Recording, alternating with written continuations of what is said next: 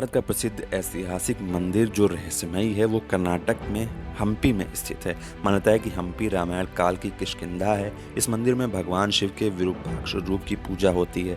प्राचीन मंदिर यूनेस्को के विश्व धरोहर में भी शामिल है।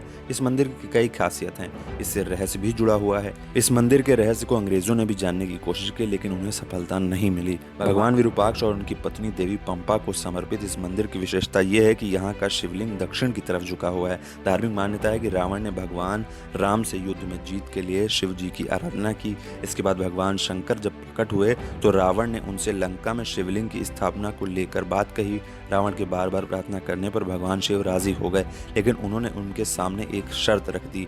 शर्त ये थी कि शिवलिंग को लंका ले जाते समय नीचे जमीन पर नहीं रखना है।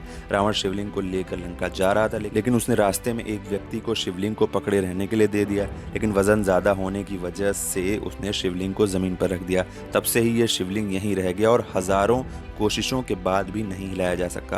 विरूपाक्ष मंदिर की दीवारों पर उस घटना के चित्र बनाए गए हैं। इसमें दिखाया गया कि रावण भगवान शंकर से पुनः शिवलिंग को उठाने की प्रार्थना कर रहा है, लेकिन भगवान शिव मना कर देते हैं। मान्यता यह भी है कि ये भगवान विष्णु का निवास स्थान है, लेकिन उन्होंने इस जगह को रहने के लिए कुछ अधिक ही विशाल समझा और क्षीर सागर वापस चले गए। बताया जाता है कि यह मंदिर करीब 500 साल पुराना है। द्रविड़ स्थापत्य शैली में बने इस मंदिर का गोपुरम 500 साल से पहले बना था, जो 50 मीटर ऊंचा है। भगवान शिव और देवी पंपा के अलावा यहाँ पर कई छोटे छोटे मंदिर हैं। विक्रमादित्य द्वितीय की रानी लोकमहा देवी ने विरूपाक्ष मंदिर को बनवाया था।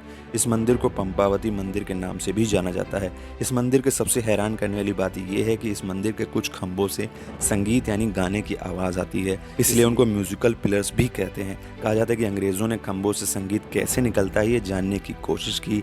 इसके लिए उन्होंने इस मंदिर के खंभों को तोड़कर भी देखा तो वो हैरान रह गए, क्योंकि खंभे के अंदर खोखले थे और कुछ भी नहीं था। इस रहस्य का आज तक पता नहीं चल पाया है और इसे रहस्यमय मंदिर इसीलिए कहा जाता है।